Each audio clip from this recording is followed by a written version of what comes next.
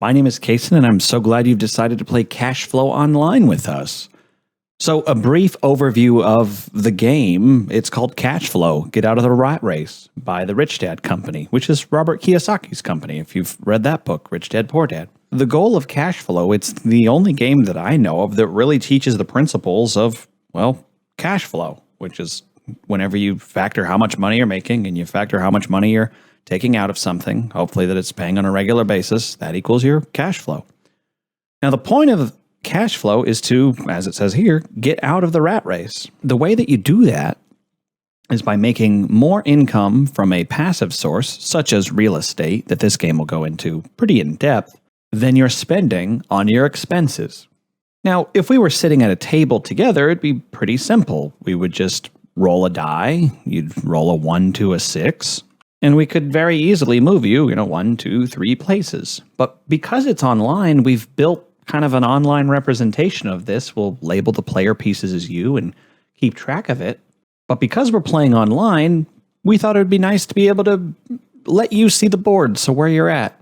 So everybody starts on the start piece right here, and you roll a die between 1 and 6. And let's say that you roll a 3. 1, 2, 3. That puts you on the deals square. Now, each one of these little squares around the circle correlates to a card. There's small deals that typically cost less money, but produce less cash flow. Big deals that typically cost more money and typically produce more cash flow. Then there's market cards that could affect any of the deals that you have in place. So if you bought a stock, maybe it'll double or cut in half your stock holdings. Or perhaps there'll be a buyer on the market who's looking for a house that you just bought on your last turn. And lastly, we have the doodad cards. Now, doodad cards are things that you have to buy. Sometimes people put things on a credit card that may not necessarily be helping their bottom line at the end of the month. And people always wonder about these payday squares. Well, payday, you don't actually have any cards associated with it. Think of it kind of like Monopoly. Whenever you land on or pass a payday, you pay yourself. Now, that would be a lot to keep track of if we were just doing it in our head, so we tried to create a digital representation of the cash flow financial sheet. So you can see here that basically you have your income and expenses, and then you have your balance sheet, which is your assets and liabilities. We'll explain more of this whenever you actually play, or if whenever you log on, you can click on the quick start guide and read about how it actually works. Whenever you first join the game, you're going to want to have a number between 1 and 12. It could be a randomly generated number. You could just pick a number if you like. And that number between 1 and 12 is going to associate with the profession setup. Now, so if you picked a number 1, you'd be a nurse, 2, you'd be a business manager, so on and so forth. So let's pretend that I chose the number 7. So I'd plug in the number 7, and it would then plug in all of my associated salary, expenses, liabilities, and assets, which in this case is just savings. Now, the goal of the game is to have your passive income exceeding your total expenses, because then you don't have to work. Work becomes optional, and that's kind of the goal of this game, to teach you. And if you're curious, profession number 7 is lawyer. So, whenever you take my salary as a lawyer of $7,500, and I add my passive income, which right now is $0, that gets me a total income of $7,500. But whenever I subtract my total expenses for taxes, a home mortgage, a school loan, so on and so forth, that equals my monthly cash flow, which is $2,400. In other words, every time I pass or land on a payday square, that means that I should add $2,400 currently to my cash ledger.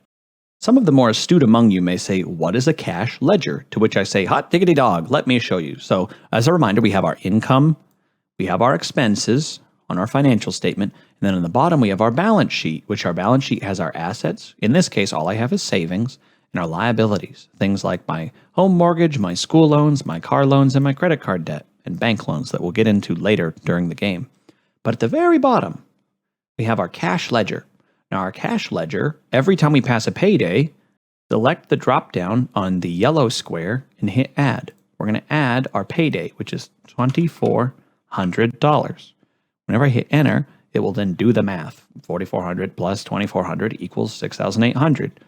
And just for good accounting purposes, I should put in a memo. This is a payday.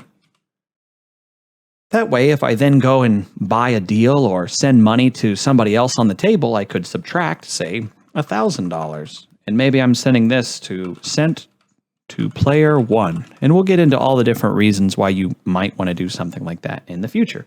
But we can keep track of our current cash balance, not only at the cash ledger, but we have that referenced at the very top of the sheet, no matter where you scroll in the Google Doc, which we're using Google Sheets for this right now.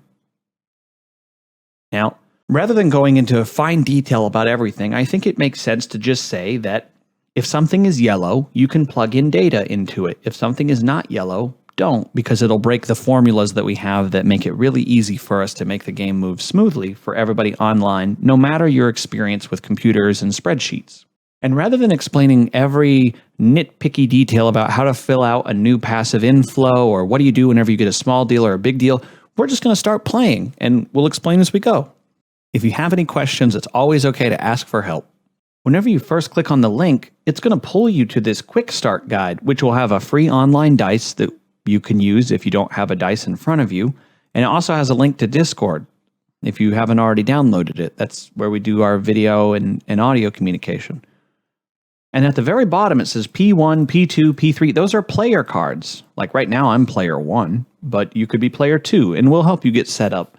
But just remember to look at the very bottom, which might be covered up by your Windows, taskbar or whatever. So you just have to click inside. Now, once you're inside of Discord, it looks kind of like this. It'll say Wealth Battle at the top left. Now, whenever you join, click on Cashflow for your text channel, and there will be a link to click on the latest and greatest spreadsheet for today's game. And then if you're ready to join the voice chat, simply click the voice channel where it says Voice Chat. You'll hear that friendly chime, and whenever I talk, you'll see the little green bubble lights up whenever I'm talking. Whenever I stop talking, it goes dark. A couple things. If you want to turn on your video camera, it says video at the bottom. If you want to mute your microphone, maybe you got a dog barking or something like that, you can left click on mute microphone. That'll put up a little symbol that shows muted microphone right here. So let's get everybody set up on the start piece and let's begin.